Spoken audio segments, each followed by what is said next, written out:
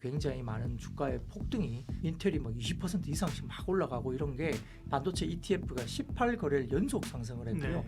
역사적으로 레코드 하이를 M7 가운데 4-5개가 네, 실적 발표를 하거든요. 발표하죠. 하루에 그날 다 같이 발표하는 게 역사적으로 처음이라고 합니다. 동일 날짜에. 굉장히 좀 변수가 좀 커질 수 있다 이야기가 나오는데 지켜봐야 될 것은 딱 두 가지인 것 같아요.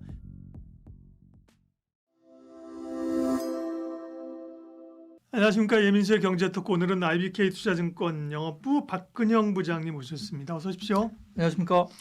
장이 다시 이 종전에 대한 기대감으로 인해서 실적 기대감으로 사상 최고치를 가고요. 반도체가 핵심에 있습니다. 일단 작년에 그렇게 반도체 AI 거품론 많았는데 올해는 그런 얘기가 별로 없이 계속 투자가 이루어지는 모양이죠. 네, 터보콘트 이슈만 있을 때에도 또 네, 이제 거품이냐, 맞아요. 뭐 효율성이 나오면서 HBM이 필요한가, 뭐 이런 식의 이야기들이 많이 나왔지 않습니까? 그리고 그때가 또 기회였어요. 지나고 나면. 맞습니다. 그렇잖아요. 예. 결국 딥시크가 한번 있었고, 맞아요. 뭐 똑같이 터보콘트가 네. 같은 맥락으로 보시면 되는데 이번에 그 구글 알파벳이 발표했던 새로운 모델 칩이 있습니다.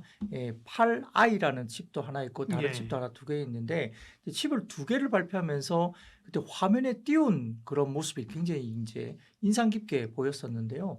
전작 모델보다 HBM이 무려 6.8배의 규모로 들어간다. 이렇게 그날 띄워졌어요. 그러다 보니까 그날 마이크론이 막 급등하고 예. 이런 종목들이 막 올라가기 시작했습니다. 지금 아시다시피 지금 미국은 18거래일 연속 속스라고 해가지고 반도체 ETF가 18거래일 연속 상승을 했고요. 네. 역사적으로 레코드 하이를 일단 만들었고 어제는 조금 주춤을 맞습니다. 했습니다. 예. 뭐 기술적으로 약간 과매수 권역에 있다라고 평가를 받았고 그래서 조금 조정세가 나올 만도 하다. 이야기가 나왔는데 그러나 이제 미국에서도 어떻게 이야기하냐면 이 반도체 등이나 시장에 대해서 쉽게 많이 올라가기는 쉽지 않은 정도까지는 올라와 있지만 그렇다고 해서 숏을 칠 수는 없다. 뭐 이런 식의 표현을 합니다. 그래서 걱정의 벽을 타고 계속 올라간다 이런 이야기를 하거든요. 이번에 쇼친 사람들은 망했죠, 뭐다. 네, 그죠? 뭐 좀 많이 힘들었고요. 네. 마이클 버리가 뭐 이번에 반도체 관련된 쪽을 본인의 이제 공매도를 지금 이걸 네. 했다라고 이제 어제 오픈을 하기도 했는데 네.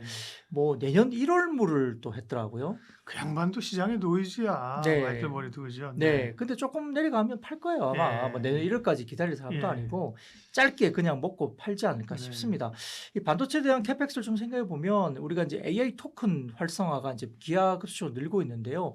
25년 초부터 해서 지금 이번 이제 26년 이번 때까지 하니까 AI 토큰, 그러니까 AI로 인해서 토큰의 디맨드가 23배나 증가하고 있습니다. 근데 그게 거대 언어 모델에서 평가해서 이제 조금 더 추론으로 넘어가고 에이전틱 AI로 넘어오는데요. 이게 계속적으로 기하급수로 네. 늘고 있고요. 그 과정에 있는 과정에서 많은 여러 가지 뭐 모델들도 나오고 칩도 나오고 그러기 때문에 반도체가 여전히 이제 쇼티지가 맞다고 보이는 상황에서 마이크론, 샌디스크, 근데 메모리가 작년에 굉장히 좋았고 관련된 종목들이 많이 올라왔는데 올해 1월부터 1분기 정도부터는 또 낸드까지도 좋아진다. 낸드 가격 인상이 올해 1분기에는 디램보다 더 높게 형성되면서 낸드 좋아진다.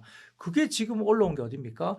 인텔이나 그다음에 AMD, 암홀딩스 이런 종목들이 올라가는 게 대부분 다 이제 CPU까지도 없어지네. 예. 쇼티지다. 이러면서 이제 주가가 인텔이 막 20% 이상씩 막 올라가고 이런 게 연이어지고 있죠. 그러니까 전방위적으로 디램에서 시작된 메모리가 낸드 프레시, 그다음에 뭐 HDD, 그다음에 뭐 여러 가지 이제 우리가 말하는 CPU까지도 이렇게 올라가고 있기 때문에 인텔도 실적 발표에서 숫자를 보여줬고요. 그다음에 GPU와 CPU의 비율이 1대8일 건데 그게 좀 있으면 8대1로 바뀔 거다. 이런 이야기가 나오면서 에이전틱 AI로 넘어가면 CPU가 더 많이 이제 필요할 거야. 이런 식의 이야기 되는 거죠. 이제 그런 것들이 이제 시장에서 받아들여지면서 이제는 뭐 수요에 대한 부분들, 터보콘트 이슈들 이런 것들이 다 사그러지고 오히려 이제 지금은 좀 더 물량 확대가 분명히 되지 않을까.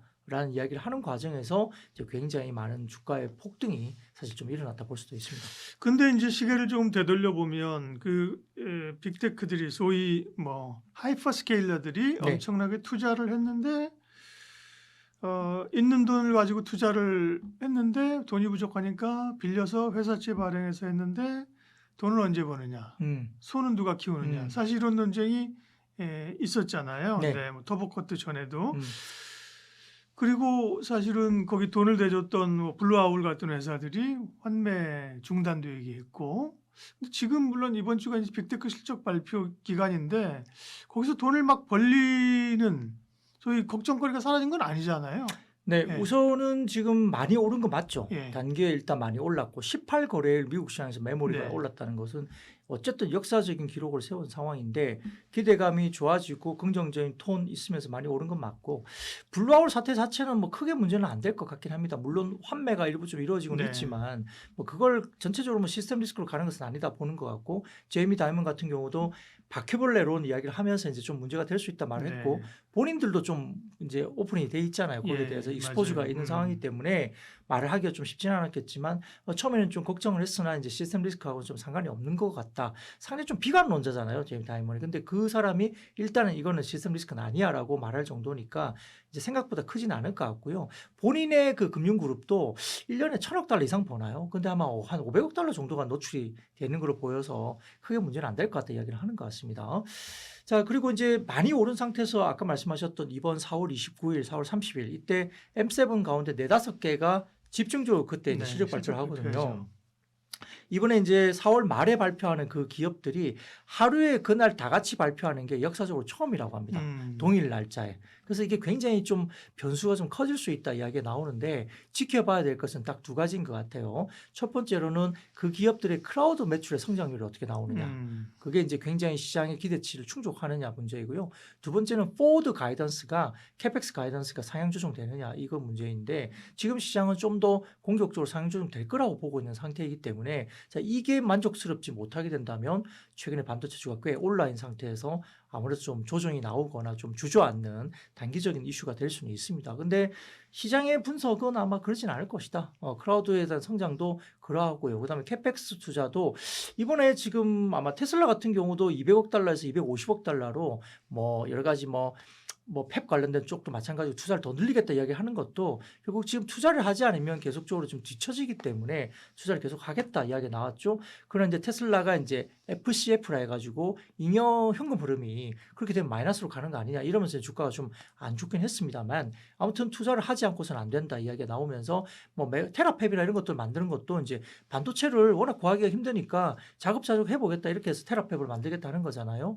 물론 뭐 실현 가능성은 차치하고요. 네. 이제 그런 시도들이 벌어지는 것이기 때문에 반도체는 이슈는 역시 아직까지는 쇼티지에 있다는 것이고 우리가 이제 반도체를 봤을 때 그러면 이제 꺾을 시기가 어느냐 뭐 이야기가 나올 수 있지 않습니까? 근데 세 가지 정도로 봅니다 기준을. 네. 첫 번째로는 TSMC의 캐펙스 컷이 나오냐 문제이죠. 근데 어젠가요 TSMC가 이제 캐펙스 관련된 발표를 했는데 기존에 시장에서 생각했던 컨센보다 20% 상향 조정된 캐펙스 단행을 한다 발표가 됐습니다. 그러면 공격적인 캐펙스 단행을 하는 거예요. 컷이 없다는 거고요.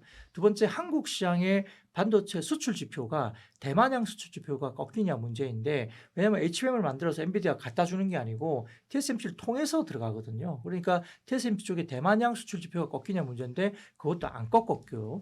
4월 20일까지 지표를 보니까 세 번째 자 중량당 킬로그램당 가격이 어떠냐 봤는데 메모리나 다른 쪽 보니까 대부분 다 레코드 하이를 여전히 찍고 있더라. 그 킬로그램당 중량당 단가가 계속 올라가더라. 이게 세 가지가 변수가 모두가 다 꺾이지 않았다는 점입니다. 물론 뭐 한 번 꺾인다고 해서 이제 피크다 말하기는 좀 어렵죠. 그러나 이게 연속적으로 좀 더 꺾이게 될 때는 좀 조심해야 되겠다 아니면 피크다 이야기가 나올 수 있는데 아직까지는 그 세 개 모두가 다 이제 나오지 않고 있기 때문에 아직까지 반도체 피크론을 말하기 좀 어렵고 또 돈을 버는 것이 워낙 높게 지금은 어닝에 대한 가이던스가 높아지고 있어서 삼성전자 하이닉스가 지금 많이 올랐지만 PR이 한 6배 언저리입니다. 그렇게 비싸지도 않기 때문에요.